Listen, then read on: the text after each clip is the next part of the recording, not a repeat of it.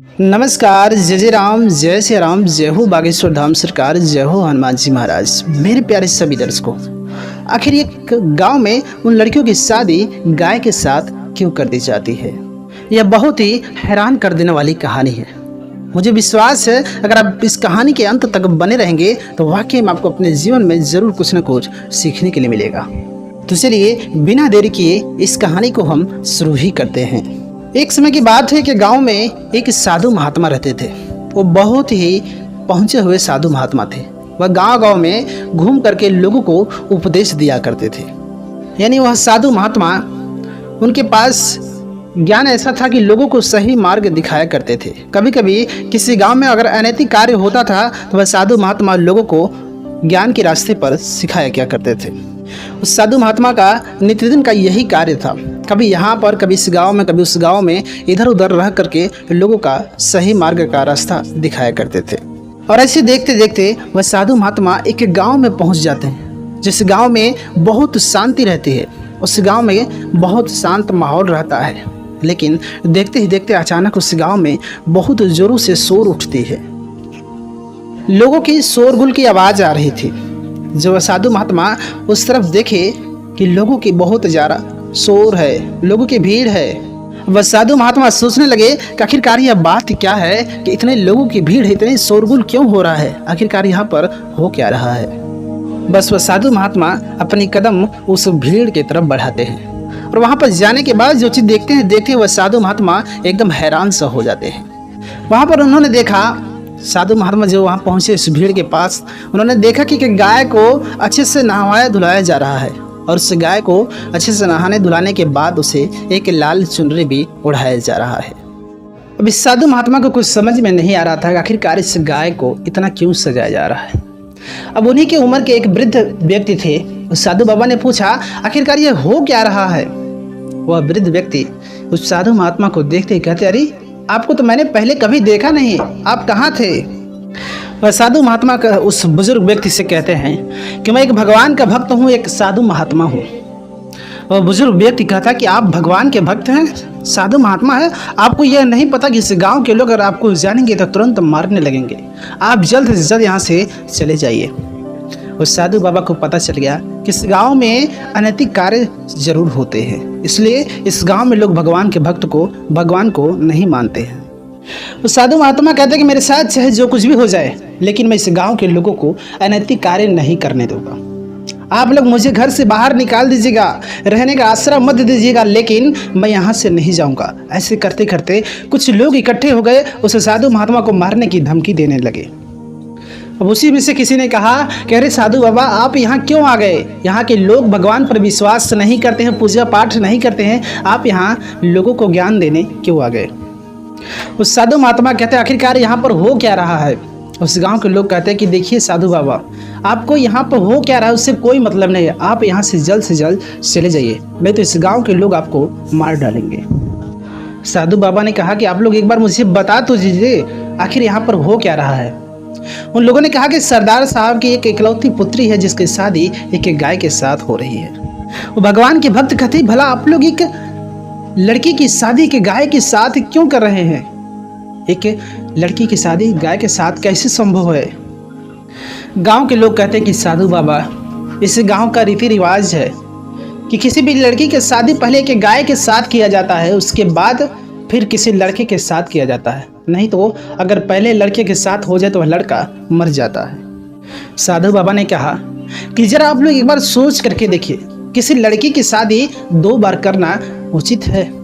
गांव वालों ने कहा कि साधु बाबा, उचित अनुचित हमें नहीं मालूम है, हमें तो बस इस गांव के रीति रिवाज मालूम है, क्योंकि इस गांव की रीति रिवाज सदियों से चली आ रही है। इस वजह से इस सरदार साहब की बेटी की शादी इस गाय के साथ पहले हो रहा है। साधु बाबा ने कहा कि मुझे आप लोग सरदार साहब से मिलवा दीजिए। गांव वाले उस साधु बाबा को सरदार साहब के पास लेकर के गए। वहाँ पर भी साधु बाबा ने, उस भगवान के भक्त ने सरदार साहब से यही बातें कहा कि क्या आपका दिमाग फिर गया है? आप अपनी बेटी की शादी क्यों 2 बार करा रहे हैं? आप गाय के साथ शादी क्यों करवा रहे हैं? वहाँ पर वह लड़की भी मौजूद थी। उसने कहा कि साधु बाबा, आपको इस बात का नहीं पता, आप यहाँ से चले जाइए, इस गांव की रीति रिवाज है, पहले से इस गांव की रीति रिवाज चली आ रही, इस वजह से हम लोग रीति रिवाज के हिसाब से चलते हैं। क्योंकि अगर गाय के साथ विवाह नहीं होता है, किसी लड़के के साथ पहले शादी हो जाता तो वह लड़का मर जाएगा, लेकिन अगर गाय के साथ शादी हो जाती है उसके बाद किसी लड़के के साथ होता तो वह लड़का 100 साल तक जीवित रहेगा। साधु बाबा ने कहा कि ठीक है, आप लोगों की रीति रिवाज सदियों से चला आ रहा है, ठीक है, लेकिन यह कार्य करने के लिए किसने कहा? लोगों ने कहा कि इस गांव में बहुत पहले एक फकीर आया था, उसने इस रीति रिवाज को बता करके गया। साधु बाबा ने कहा कि क्या आप लोगों ने इस गांव में कभी मंदिर बनाया है? लोग कहते कि साधु बाबा, यह पाखंड की बात आप मत कीजिए। उस सरदार साहब को गुस्सा आ जाता है, वो बोले इसको अभी जेल में डालना होगा, ये साधु ऐसे नहीं मानेगा। क्या तेरे पास ऐसी कोई शक्ति है, कोई जादू है कि तू तेरे भगवान में इतनी शक्ति, तो कोई ऐसी चमत्कार दिखा सकता है? वह सरदार उस साधु बाबा से कहते, अगर दिखा सकता है तो मैं तेरी बातों को मानूंगा। उसके बाद वह साधु बाबा कहते हैं कि अरे भगवान के सहारे तो पूरी दुनिया चलती है, भगवान के इशारे पे सारा पत्ता हिलता है, उन्हीं के बनाई हुई सृष्टि है, उन्हीं के हिसाब से सृष्टि चलती है, भगवान चाहे तो कुछ भी संभव हो सकता है। लेकिन इसका कोई चैलेंज देने की जरूरत नहीं है। आप लोगों को मेरे भगवान, मेरे परम पिता परमेश्वर की शक्ति का अंदाजा नहीं है। उसके बाद वह सरदार कहते हैं कि बंद करो अपना यह ड्रामा, कुछ ऐसी चमत्कार दिखाओ वरना मैं तुम्हें अभी कभी जेल खाने में डाल दूंगा। अगर तुम्हारे भगवान में इतनी शक्ति है तो कुछ चमत्कार तुम अभी कभी दिखाओ। उसके बाद वह सरदार जो है नहीं मानता है, साधु बाबा को जेल के अंदर डलवा देता है। जेल के अंदर डालने के बाद वह उस गाय को नहवा धुला करके, उस लड़की को लाल चुनरी पहना करके अब शादी की तैयारियां शुरू कर देते हैं। अब इधर यह भगवान के भक्त साधु बाबा अकेले जेल में पड़े हैं। अभी ने कुछ समझ में नहीं आ रहा था कि मैं कुछ करूं तो करूं कैसे। यह जेल में अकेले पड़े हुए थे और साधु बाबा जेल में बैठे ही बैठे सोच रहे थे कि इस गांव में जो अनैतिक कार्य हो रहे हैं, इस गांव की लड़कियों के साथ जो खिलवाड़ हो रहे हैं, उनकी शादी 2-2 बार किया जा रहा है, इस कार्य को मैं कैसे रोकूं। और साधु बाबा जेल में बैठे बैठे भगवान का स्मरण कर रहे थे, भगवान से रो रहे थे कि हे भगवान, आज तक मैंने आपसे कुछ नहीं मांगा। हर गांव में लोग जो है मेरी बातों को माना करते थे, लेकिन इस गांव के लोग अनैतिक कार्य कर रहे हैं, मेरी बातों को नहीं सुनते हैं। भगवान आप कुछ चमत्कार करिए, इस गांव की लड़कियों की जिंदगी बर्बाद हो रही है, इसलिए हे भगवान आपको कुछ ऐसे चमत्कार दिखाना है कि इस गांव के अनैतिक कार्य बंद हो जाए, इस गांव के लड़कियों की जिंदगी बर्बाद होना बंद हो जाए। वह साधु महात्मा जेल के अंदर बैठे बैठे भगवान से प्रार्थना कर रहे थे। अब इस साधु बाबा की विनती भगवान सुन लेते हैं और जैसे सरदार साहब की बेटी की शादी होती है, एकदम से हाहाकार मच जाता है। लोगों ने कहा कि क्या हो गया, भगवान का ऐसा कौन सा कहर बरस गया। लेकिन किसी ने कहा कि देखो इस लड़की के सर पे 2 सींग निकल रहे हैं, और देखते ही देखते ये क्या हो गया। सरदार साहब भी हैरान हो जाते, पूरे गांव वाले एकदम से हैरान हो जाते हैं। उसी गांव के एक व्यक्ति ने कहा कि आप लोगों ने उस बूढ़े साधु महात्मा के साथ अत्याचार किया है, उसको आप लोगों ने जेल में डाल दिया। वो बहुत पहुंचे हुए साधु महात्मा है, भगवान के भक्त हैं, शायद उन्हीं की बदुआ लगी है तो आज सरदार साहब की बेटी के साथ ऐसा कहर ढह रहा है। इसलिए अगर हम उस साधु महात्मा की बात मान लेते तो हमारे जीवन का उद्धार हो जाएगा। उसके बाद वह सरदार साहब साधु बाबा को जेल से बाहर निकालते हैं। उसके बाद सरदार साहब उस साधु बाबा के चरणों में नतमस्तक हो जाते हैं, कहते साधु बाबा आप मुझे माफ़ कर दीजिए, आपकी बातों को मैंने नहीं माना। देखिए आज मेरी बेटी के साथ ऐसा क्या हो गया। अभी तो मेरी बेटी की शादी होने ही वाली थी, तब तक मेरी बेटी के सर से 2 सींग निकल जाए। बाबा जी कुछ आप ऐसा करिए ना कि मेरी बेटी फिर से पहले जैसी हो जाए, उसके सर में जो सींग निकला वो खत्म हो जाए। वह साधु बाबा कहते कि अरे मैंने तो कुछ नहीं किया, बस आप लोगों ने कहा ना कि तुम्हारे भगवान में इतनी शक्ति तो कुछ चमत्कार दिखाओ, तो मैंने बस भगवान से प्रार्थना किया, मैंने बाकी कुछ नहीं किया। मैंने सिर्फ भगवान से प्रार्थना किया और भगवान का ऐसा कहर ढहा कि आपकी बेटी के सर में 2 सींग निकल गए। साधु महात्मा कहते हैं आप लोग तो भगवान को नहीं मानते हैं। अगर आप चाहते हैं कि आपकी बेटी पहले जैसी हो जाए तो जैसा मैं कहता हूँ वैसा आप लोगों को करना होगा। सरदार साहब कहते हैं कि साधु महात्मा जी, भगवान के भक्त, आप मेरी बेटी को सही कर दीजिए। आप जैसा कहेंगे वैसा मेरे साथ साथ पूरे गांव वाले वैसा ही करेंगे। जिस प्रकार से आप कहेंगे भगवान की भक्ति भाव कहने के लिए कहें, जिस प्रकार से आप कहेंगे उस प्रकार से मेरे साथ साथ पूरे गांव वाले भी करना शुरू कर देंगे। साधु बाबा ने कहा कि आखिर ये गाय की शादी की परंपरा किसने कहा था।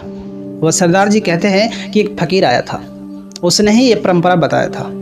और साधु महात्मा कहते हैं कि देखिए, जो दूसरे मजहब का, दूसरे धर्म का है उसे क्या पता, लेकिन क्या आपको नहीं पता है कि लड़की की शादी 2 बार करना अनुचित है।